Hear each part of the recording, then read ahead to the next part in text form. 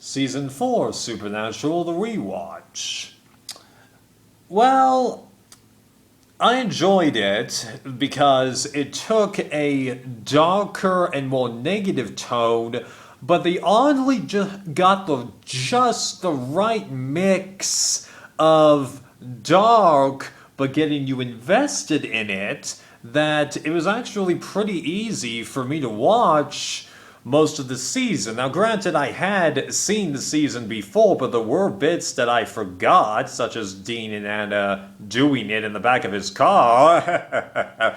But I didn't remember that the character came back, and I was surprised that it took them that long to introduce Zachariah. But the way that they did that, having that what if episode before they brought him in there, I felt that was actually just a great way to do it, because it shows that hunting was in their blood, and that actually it was Sam that would first get the natural instinct to go and help people. And even though on the show at the beginning it was Sam that was trying to have the normal life, and it was Dean that was involved with hunting from the get-go, it was Dean that was in the better position, and then he decides, yeah, I'm going to throw it all away in order to help out a guy that I just barely know. Like, that was a great episode. I love the fact that they did that in order to somewhat mix up the formula, because even though there were some Monster of the Week episodes, you can tell that at least in this phase of what's going on with the show, that they're shifting to much more broad continuity bits, trying to do a lot of things, and that's with a lot of budget cuts and reduced episodes going on, because while this episode doesn't have season doesn't have a reduced episode count like with last season, it did have a lot of budget cuts, which is one reason that Ruby was changed, and also why all the seals end up getting broken without us seeing it. But at the same time, given the kind of budgets and setups that we're used to on this show, and like with Buffy the Vampire Slayer, just having the idea and then updating us on it actually works a lot better than what you would expect, because as I said it before, Buffy is considered to be one of the best TV shows of all time, and yet there's very little action in it. It's the dialogue, it's the real life stuff that keeps you invested. Well, there's real stuff here, but it's a lot more overshadowed because of the angels and the demons stuff, although that throwback episode to the high school, that was also nice because it explores more backstory with the guys, even though it's just clear as day that they were doing everything they could to not include John, because as was mentioned in the commentary track for one of these episodes or whatnot, the reason that we don't see that much related to John in flashbacks was because the actor that had portrayed him previously was busy filming Watchmen. How did I not even realize that they were the same people? Like, he just barely changes his voice between the movies, even though in Watchmen they make him up to be older than he really is. You know? And then, the episode where Dean goes back in time encounters the young version of his mother, along with Mitch Pileggi, and we discover a little bit more of the origin of Yellow Eyes, and that kind of a thing.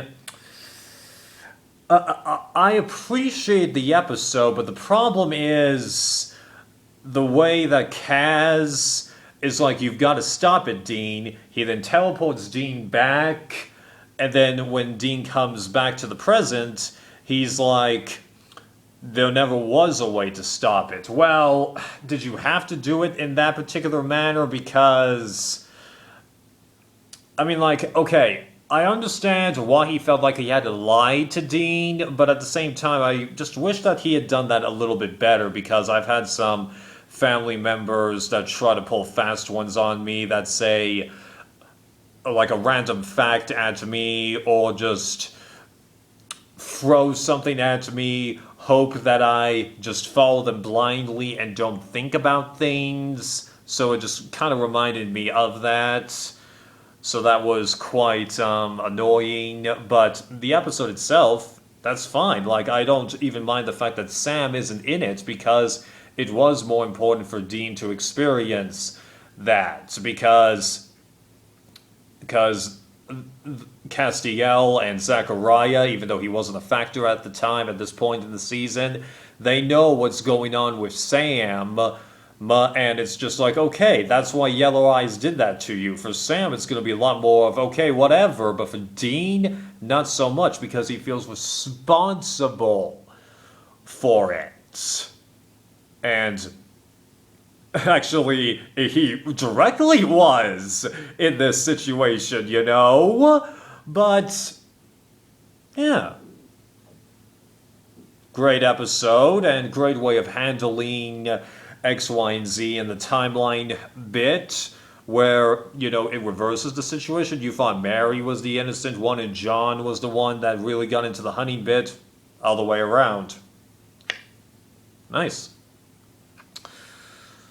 And just a bunch of stuff like that, yeah. That was good, with all those, like, other episodes. So, I might have mentioned this in my original review, because I haven't been watching the original reviews while I've been making these. Something tells me that I shouldn't. So how did I feel about the angels? Well, it makes sense that they are actually portrayed as viewing themselves as higher beings, which, okay, let's face it, technically they are, because our society regards deities as higher beings. Okay. And how it seems like they understand that we gotta sacrifice some people in order for the greater good to occur. Makes sense, but they're thinking about the millions bit, whereas Sam and Dean, the only way that they can really experience it from that perspective is to know what the angels know, but it just doesn't work like that, because even if they do know what the angels know, one of two things is going to happen. Either they start thinking exactly like the angels, which defeats the purpose of them having that other argument, or they're just going to flat out ignore what the angels say, which defeats the purpose of telling them in the first place. So either way, you're screwed. So, yeah. You've got that situation going on, though it is interesting to note the sort of spectrum when it comes to the behaviors of Castiel, Anna, and, what was the black guy's name? Ural, or something like that. It's not Uther, that's the bad Sith Lord in the First Knights of the Old Republic game, but it's interesting to note how each of them view the idea of trusting God and the people that are above them in this equation, because Ural, he trusts everyone above him implicitly, so much so that, as we see later in the season, right before Castiel realizes, oh crap, it's you I should be worried about. But you see that he starts anticipating in many ways what the higher-ups would want to do, and then he starts going on his own mischievous streak. Now, of course, he doesn't view it as mischievous, but given how it's impacting literally everyone else that's on the good guy spectrum side of this supernatural battle, Joel, you realize that he is way too trusting and not taking the opportunity to think for himself. Now, he says that he's thinking for himself, but it's not the correct way of doing it. Now, I'm sure that if you look at the literal words that I have just said, there is a contradiction in those literal words, but I am trying to get a point across that he's too trusting. That's the main thing I want you to think. Anna, mainly because of her falling experience. No, I've never seen City of Angels with Nick Cage, but I know the broad gist of what happens in that movie, and I have seen the last half hour or so of the movie multiple times by dumb luck. Because I always seem to start the movie after he ends up falling, but because of her experience living life as a human, she has a unique view upon things. And that causes her to question, is it right to come into contact with, to trust the ideas of somebody that we've never met? And even as Kaz says, God has only ever talked to 5 angels, people, whatever you want to call it. So it's just going down the chain of command. But of course, every time you go down the chain of command, everything gets a little bit distorted. They don't mean to, but that's just how it is. So, she is right to question it, but you notice how she's questioning literally everything that she can? So you've got the opposite end, where she knows that she's on the correct side, but is she on the correct side for the correct reason? Nah, that's what she's thinking about. And then you've got Kaz, who trusts the higher-ups, but happens to have just enough experience with the humans to understand some of their logic. And finally, at the end of the season, he reaches the tipping point where he's like, I can't do this anymore. I have to pull the plug. I'm out. I can't do this anymore. Even though you could tell, hell, as the end of the season states, the plan all along was to set Lucifer free and bring forth the apocalypse, but he gets cold feet at the last moment. Like, do you really want to go along with that? That's because, you can think that you're about to do something, and then because of a chance happening or something taking longer than you think, then you just bail out, and then you never go back to the original bit again. No. It's just, all these people have very unique points of view, and in a debate, it's very interesting to hear what they say, even though without question, you're all should have been deposed. Thank you, Kaz. And then Anna, well, you can't totally blame her, but at the same time, you got to give a little bit of credence or credibility, whatever you want to call it, Anna? You got to give a bit. Right. Okay, anything else to mention? The bit about how Sam already had most of these abilities and how the demon blood was really just a ruse to keep him close to Ruby, I kind of buy it, and then I kind of don't buy it, because isn't it really just because of Yellow Eyes' blood that he's able to do this in the first place? Now, granted, maybe it's just a situation where that blood just gives him a little bit of ability, and then just through muscle memory, he's able to make it better and better, because some people, they're just, natural runners or natural actors, but then they still have to fine-tune it over time. I guess that's what they're going for, but I don't know, just who knows, maybe they'll expand upon that in Season 5, though that would explain why everyone else in Season 2 was able to do what they did without any help. Huh, okay. The changing of Ruby, okay, I am fully aware that Genevieve is considered amongst the supernatural fandom to be the Ruby. Okay? Not just because she and Jared are together in real life, but just because of how this Ruby reveals herself to be the bad character all along, is like, ha ha ha, I tricked you. The whole reason that I and Lilith came out of the Devil's Gate in season 2 all along was to help Lucifer come free. Now, they don't literally say all of that, but they give you just enough clues to make that clear.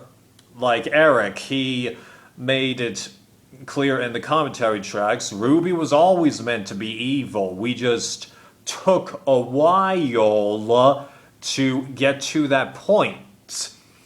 So, yeah. So she's the definitive Ruby, definitely. And as I definitely said in my previous review of this, who would I rather do? Yeah, it would be her, because I prefer brunettes, but I don't know. I really would have liked to have seen Kate finish the portrayal of the character, because it just would have felt a little bit more natural in my mind, because season 3, I got the idea from Kate that her character did have an agenda, but was willing to help out Sam and Dean. Whereas in this season, it kind of feels like the opposite effect, almost. The keyword being almost, because now the agenda with helping Sam and Dean blurs a lot more. Now, granted, it's just because she wants to trick Sam, right? But it just felt a little more obvious and just a tough situation. Plus, a little bit of that does come from the fact that it's not her body anymore. Now, how Ruby ended up in that body after season 2, who knows? But I still couldn't help but feel like because you change the actor, the character's personality does change. You can't help it. It's just how it is. Actors will always portray a character differently, even if it's the same character. If you watch the TV show Aftermath, Colonel Potter's wife is portrayed by somebody completely different in season 2 than the first season. Whoever the heck portrays her in season 2 did not do a good job in my mind. The season 1 actress, on the other hand, she and Harry Morgan had great chemistry. So, yeah.